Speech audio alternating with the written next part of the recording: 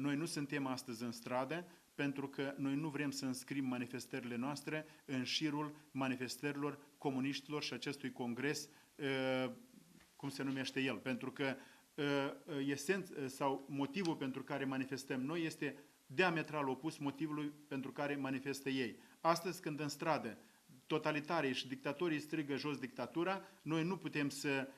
vocea noastră ori nu va fi auzită, ori va fi înțeleasă greșit. Această guvernare numai dictatură nu este. Este tot ce vreți, numai nu dictatură.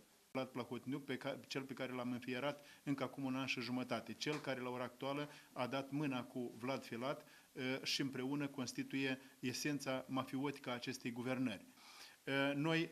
Noi am suspendat acțiunile de protest în legătură cu acest lucru, pentru ca să reușim să nuanțăm că Mișcarea Populară Antimafie nu este solidară cu cei care vor să reinstaureze în Republica Moldova dictatura. Este absurd și ridicol să iasă totalitarii în piața Marii Adunări Naționale și să strige în gura mare jos dictatura.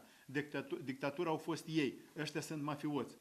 Cei doi oficiali s-au împăcat la Tallinn la sfârșitul lunii noiembrie, atunci când premierul Filat era plecat acolo.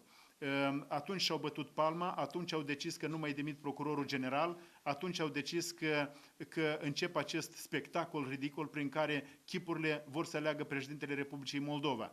Vreau să vă spun că în legătură cu acest lucru, că astăzi chiar o să vă convingeți că nici în gând n-au avut să facă acel referendum în aprilie.